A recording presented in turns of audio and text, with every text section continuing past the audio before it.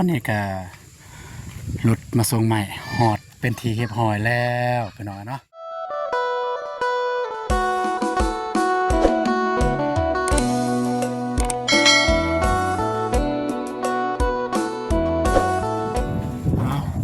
สบายดีเด้อสบายดีพ่อแม่พี่น้องหมดทุกคนเนาะยินดีต้อนรับซ้อการ์ตูนชาแนลในลาวในไทยหรือต่างประเทศพี่น้องเอ้ยกะยังอยู่บ้านนอกสาลีแค่เก่าพี่น้องเอ้ยเนาะกะตอนแรงพี่น้องพอตอนแรงทางทีมงานสร้างเขาก็เริ่มใส่ลูกตังแล้วพี่น้องเอ้ยเริ่มใส่ลูกตังแล้วเพราะว่าจักหน่อยนี่ก็มาฮอดแล้วกบประตูน้อยประตูใหญ่มาหอดแล้วพี่น้องเป็นจะได้ก็อย่าลืมไปเบิ่งทางซอยเบาหนึ่งเลยเบาเตียงทองพี่น้องเนาะขอประตูก็บ่ได้ทายแต่ว่าตอนนี้นี่ใส่เป็นที่พอแล้วก็กำลังใส่พี่น้องกำลังใส่ลูกตังพี่น้องลูกตังที่จะใส่แอมใส่ประตูโอเคไปจะได้ติดตามไปเบิ่งกันเลยพี่น้องไป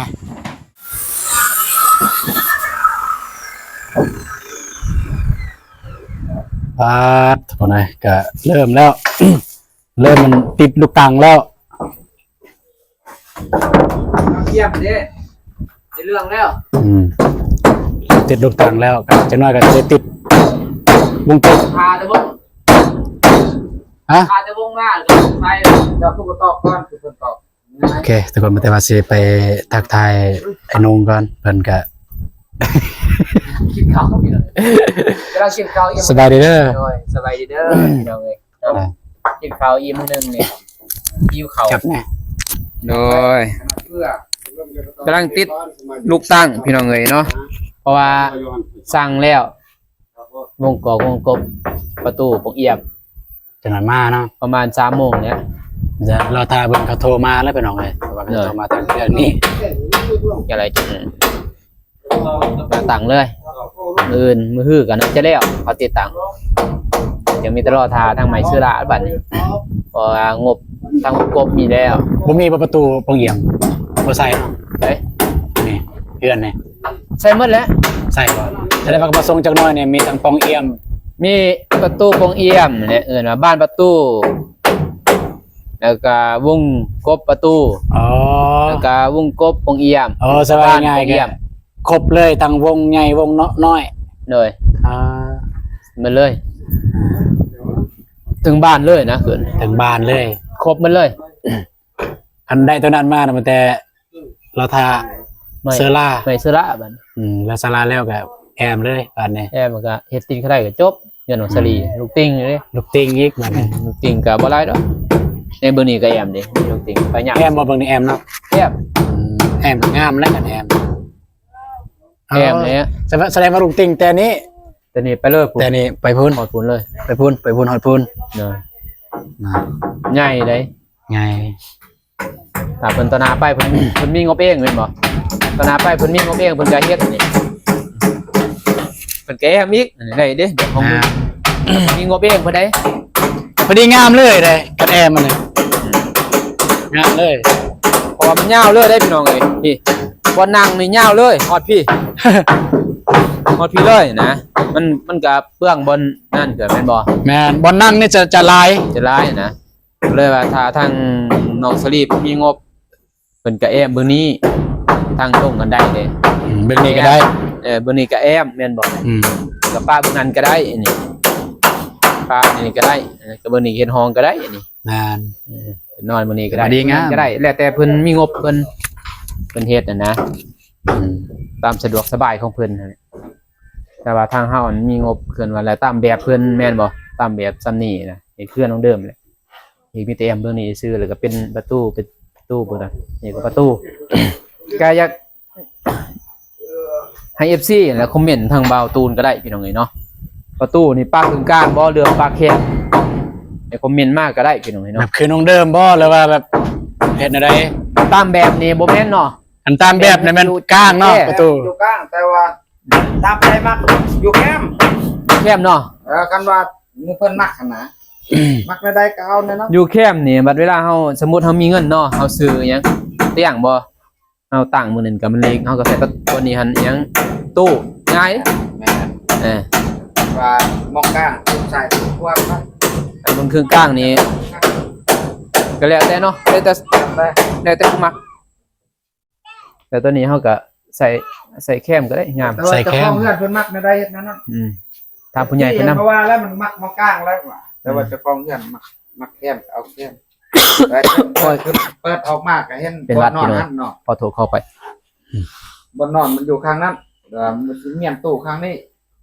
เปิดหน้าขึ้นตู้ก่อนบ่นอนเข้าไปใน แม่น เสื่อง เสียงของนอน แต่ว่ามักแนวนั้นเฮ็ดแนวนั้น คือแบบน้องเดิมเนี่ยเวลาเปิดปุ๊บเนี่ยเห็นเลย เห็นเลย เห็นบ่นอนเลย เลือกเลย สะอาดหรือบ่สะอาดแล้วแต่เฮานอนเฮาเห็นหมดแม่นบ่ถ้าเขานั่งถ้าตัวนี้เขาก็จะบ่เห็นแม่มันก็เปิดปึ๊บไปได้ แต่ตามแบบก็บ่ได้ใช้เนาะเป็นกลางบ่ แต่ตามแบบก็บ่ได้ใช้ ตามแคมเนาะ แม่น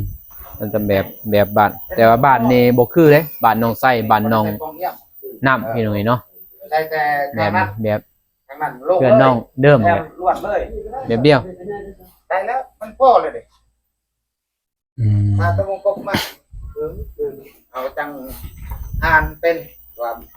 ไปเบิ่งนี่เด้กระตอกเลยเบิ่น ได้อันนั้น ใส่เลยลูกตังใส่ปากเลย เก็บปลาเลย วางเด้เหยียบ อ่ะตอนนี้ก็กำลังมัน บ่ว่าติเพิ่นมาเลย เด็ดมากเลยแน่นนะ ฮะ อย่างหนักๆนะแน่น แม่นบ่ ก็สิแม่นแล้ว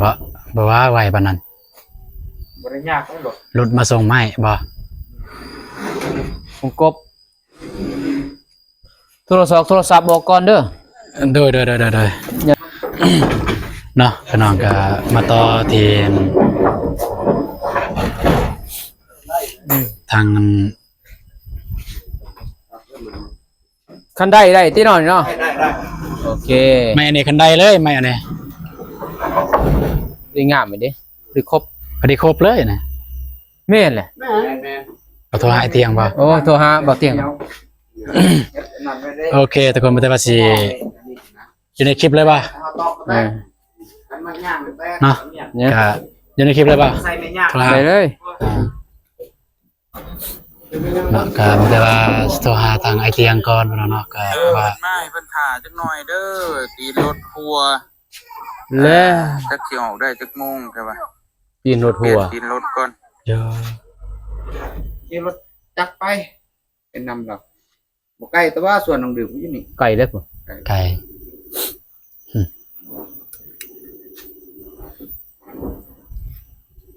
เอาตัวมันคดสบายสำนึงก็ได้นู่นนี่เออ ปีนรถ ตีนรถไอ้เตียงหัวพี่น้องเอ้ยอยู่พุ่นเพิ่นสิมาบ่ได้ มาก็ตอนค่ำๆพุ่นแหละสิได้มา เอาแล้ว นี่แม่นแล้วนี่ เพิ่นบ่ มีแต่ซ้ำปะ รถจีนติ แม่นว่าไอ้เตียงนี่ รถจีน รถเช่น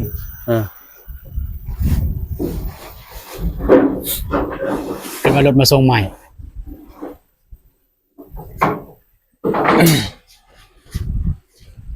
แม่นะรถมาส่งไหม บ่นะรถจีน ได้ไหมว่าแม่นนะ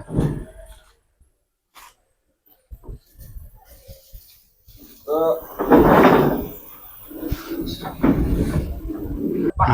โทรบ่ได้เนาะอินรูปอ่อนโดยอยากให้นั่นหัวบนใดโดยบ่เตียงถ้าจะเอารถจักรไปนำเอาบ่ถ้าเพิ่นมาโดย มันเป็นประตูมาจังมีแต่ซ้ำปะก็ได้ซ้ำปะเลย โอ้ยรถหัวพี่น้องเอ้ย เอาดอก ไปบ้านน้องเดิมโอ้ยทางขี้หินแล้วกุบละกับพยันหินเสียบกี่เดียวจ๊ะ เท่านั้นแหละ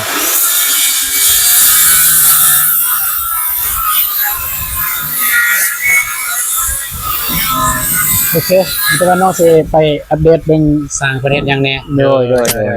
โอเคพี่น้องเอ้ย ได้เอาพี่น้องก็ แต่ก็เก่าทางสิทายเบิ่งทางทีมงานสร้างเฮาได้เฮ็ดหยังแน่ในตอนแรกนี้พี่น้องเนาะ นี่เอาใส่เลยแนะนำเนาะ ใส่ลูกปังเลย ก็ใส่ลูก ใส่ลูกปังใส่ปะเลย อันนี้ลูกยังกับลูกอันนี้ลูกยังนี่ ปัง อันนี้เด้ ลูกปังกัน ลูกตั้งคือกันเนาะ ปัง แต่บ่ได้ตั้งลูกนอนเอิ้นเนาะ ตั้งนอน ลูกนอน ก็ใส่อันนี้ก็ว่าสิกบใหม่แต่ว่า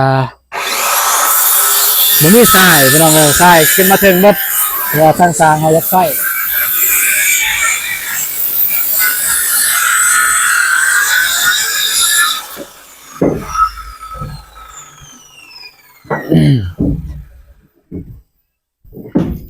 เรียบร้อยใส่อันนี้เรียบร้อยกันจะน้อยวงมาก็ใส่วงเลยนะใส่เลยบ่วงมื้อนี้เลยเนาะ ใส่เลย ใส่เลยอืมวงมาปุ๊บก็ใส่ปับเลยอ่ะ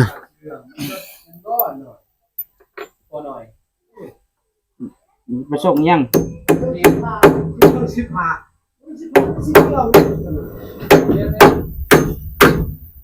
สิจับซอย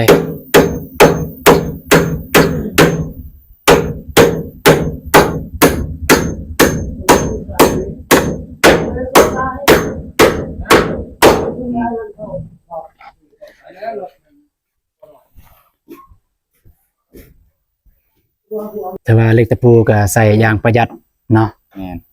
จะได้กดกระดัง คดอย่างกับแป้ง จะได้ตัดไปแล้วก็เอาทำมัน กระดับแม่ ประหยัดไปนำกันแหละ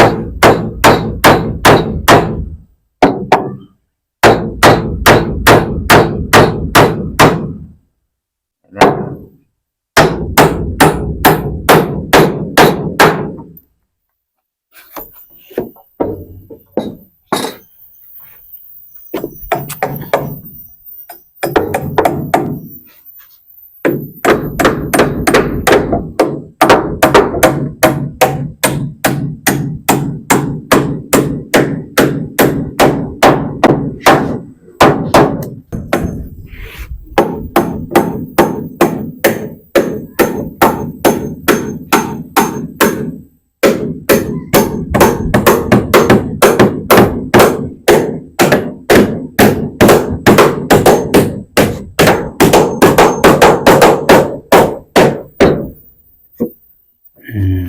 เรียบร้อย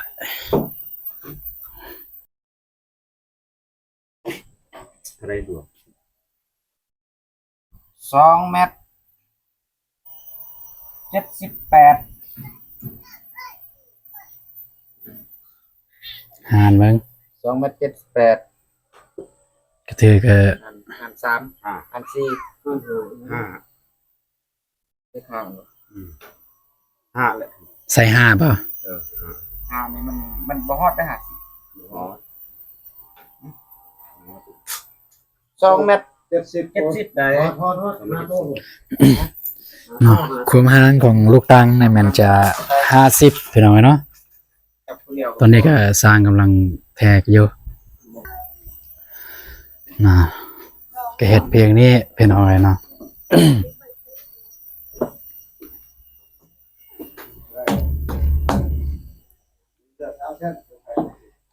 ชนวนวงกบมาก็สิได้ใส่เลยวงกบมีแต่ว่ารอท่าเซอร่าบานนี้สิได้แอมแล้วพี่น้องเนาะพี่น้องเอ้ยก็ตอนนี้ก็รถมาส่งใหม่ฮอดเป็นทีเรียบร้อยแล้วพี่น้องเนาะโอเคสำหรับคลิปนี้บ่าวตูนขอจบคลิปเพียงเท่านี้ก็บ่ลาใหญ่ฮะเนาะก็มีแต่ว่าเข้าไปเบิ่งในซองของบ่าวนุ่มบ่าวติงทองว่าในการส่งใหม่แล้วก็ราคาทั้งหมดมูลค่าทั้งหมดการส่งใหม่นี่